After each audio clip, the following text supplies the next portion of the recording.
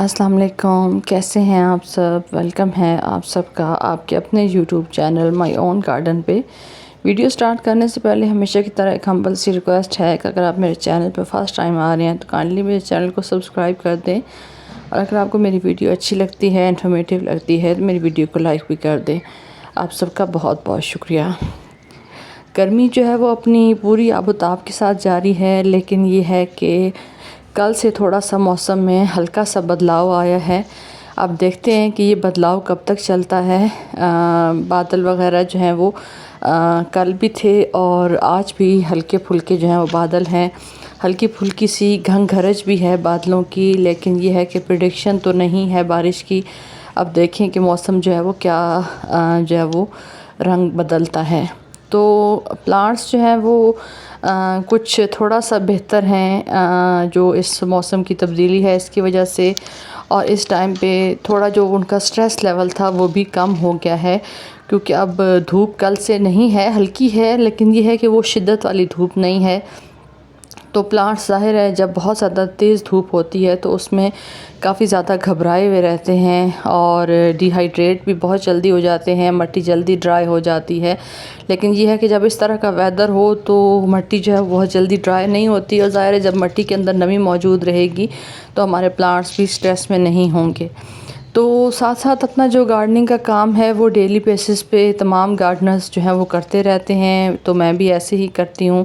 अपने प्लांट्स की डेली का जो काम होता है वो सुबह के टाइम पे मेरी कोशिश होती है कि मैं 1 से 2 घंटे जो है अगर पॉसिबल हो, या 1 घंटा तो कम से कम मैं कोशिश करती हूँ कि गार्डन में जाके कुछ काम वगैरह जो मैं कर सकती हूँ वो करूं। और कोशिश यही होती है कि शाम के टाइम पे भी कम से कम 1 घंटा जो है वो मैं ज़रूर अपने गार्डन को टाइम दूं। तो यहाँ पे मेरा जो है वो वेरीगेटेड अजवाइन प्लांट, मैं तो ज़्यादा इसे कहती हूँ, वो भी अच्छे तरीके से चल रहा है।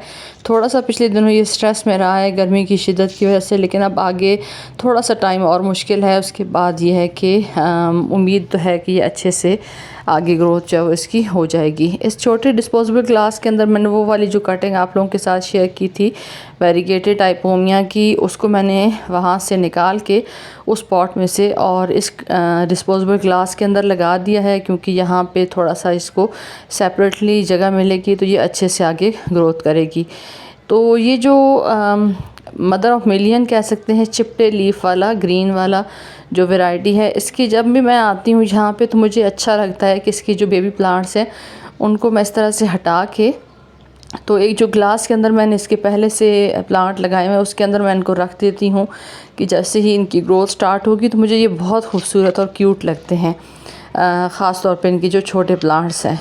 तो आज भी हम एक कटिंग पे बात करेंगे परमानेंट प्लांट की कटिंग के ऊपर। और अगर मैं कहूँ कि ये प्लांट अगर आपके गार्डन में नहीं है तो आपका गार्डन जो है वो अधूरा अधूरा सा लगता है, तो ये गलत नहीं होगा। मोस्टली तमाम जो गार्डनर्स हैं जिस तरीके से कुछ बेसिक प्लांट हर गार्डन के अंदर मौजूद होते हैं, उसी तरीके से ये वाला जो प्लांट है, इसके जो प्लांट्स हैं या इसकी जो मौजूदगी है गार्डन के अंदर वो भी लाज़िमुल मलज़ूम है।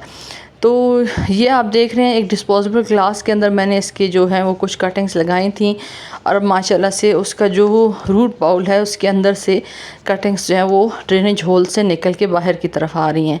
तो ये मैं आपको इसका रूट बाउल दिखा देती हूँ ग्लास से निकाल के। माशाल्लाह से देखिए कितनी अच्छी तरीके से रूट्स जो हैं वो इसके अंदर डेवलप हुई हैं और कितनी अच्छी ग्रोथ है। और टोटली जो है वो ये सैंड मिली मिट्टी थी जिसके अंदर मैंने इसको लगाया था, और माशाल्लाह से इसकी ग्रोथ देखिए कितनी अच्छे तरीके से चल रही है। तो ये जो प्लांट आप देख रहे हैं इसे पर्पल हार्ट कहते हैं, और इसकी जो पर्पल पर्पल लीफ होते हैं वो आपके गार्डन के अंदर एक नई लुक जो है वो क्रिएट करते हैं। आमतौर पे जब हम ग्रीन लीफ वाले प्लांट्स लगाते हैं तो हमारा मकसद ये होता है कि हम अपने गार्डन के अंदर ग्रीनरी ऐड करें, लेकिन जब इस तरह के फोलिएज प्लांट हम लगाते हैं तो वो भी हमारे गार्डन को एक नई लुक और ख़ूबसूरती जो है वो मुहैया करते हैं। ये मैं आपको कुछ टाइम पहले मैंने कटिंग्स लगाई थी, तो वो रिज़ल्ट आपको दिखा रही हूँ कि किस तरीके से इसके अंदर जो है वो रूट्स आ गई हैं। और सकुलेंट वैरायटी का ये प्लांट है, बहुत easy to grow, low maintenance plant में इसका शुमार होता है।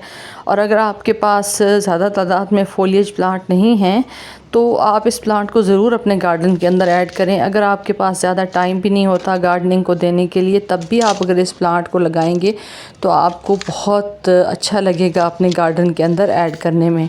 तो यहाँ पे मिट्टी डालते डालते ग्लासेस में थोड़ी सी मिट्टी मुझसे गिर गई थी, वो मैं साथ साथ उठा के दूसरे ग्लास के अंदर डाल रही हूँ। और इन 2 ग्लासेस के अंदर जो है वो मैं इसकी कटिंग्स मज़ीद लगाऊंगी, क्योंकि मुझे ये प्लांट बेसिकली बहुत पसंद है। जब इस गर्मी में हाई टेम्परेचर में सारे प्लांट्स का बहुत बुरा हाल है, तो मेरे ये वाला जो प्लांट है इसकी जो कटिंग्स मैं लेके आई हूँ ये फुल सन के अंदर सारा दिन रहता है। और फुल सन में रहने के बावजूद आप देखिए कि इस प्लांट के ऊपर किसी किस्म का कोई असर नहीं होता। तो जब हम बहुत ज़्यादा नाजुक मिजाज प्लांट्स को अपने गार्डन के अंदर ऐड करते हैं, तो मेरा ये मानना है कि जो थोड़ा सा सख्त जान पौधे होते हैं या जो बहुत मुश्किल टाइम पे आपका साथ देते हैं, तो उन प्लांट्स को ज़रूर आपको अपने गार्डन के अंदर लगाना चाहिए और उनकी प्रोपगेशन भी ज़्यादा से ज़्यादा करनी चाहिए। क्योंकि अगर आप के पास कोई ऐसा विज़िटर आता है कि जो गार्डनिंग अभी स्टार्ट कर रहा है या जिसको गार्डनिंग का थोड़ा बहुत शौक़ हो रहा है, तो फिर आप उसको ज़रूर इसके जो प्लांट्स हैं वो गिफ्ट करें कि भाई इस प्लांट से आप अपने गार्डनिंग का आगाज़ करें, तो फिर आपको बहुत अच्छा रिज़ल्ट मिलेगा। क्योंकि कई दफ़ा जब हम नाजुक मिजाज प्लांट्स लगा लेते हैं, काफ़ी सारे प्लांट्स की वैरायटीज़ होती हैं जो कुछ थोड़ा सा मौसम की सख्तियों को बर्दाश्त कर सकते हैं, कुछ ऐसे होते हैं जो बहुत नाजुक मिजाज के होते हैं। हल्का सा अगर ठंडा मौसम या हल्का सा अगर गर्म मौसम हो तो एकदम से वो प्लांट्स जो हैं वो ख़राब होने स्टार्ट हो जाते हैं। और हमें बहुत ज़्यादा दुख भी होता है कि जितनी हमारी कोशिश होती है कि हम प्लांट्स को अपने गार्डन के अंदर ऐड करें, तो मौसम की जो शिद्दत है वो एक नेचुरल चीज़ है, चाहे वो गर्मी हो चाहे वो सर्दी हो। यानी अगर सर्दियों में भी आप इस प्लांट की देखें तो ये प्लांट बिल्कुल भी ख़राब नहीं होता। सख्त जो सर्दी होती है उसका भी मुकाबला करता है और सख्त जो गर्मी होती है उसका भी मुकाबला करता है।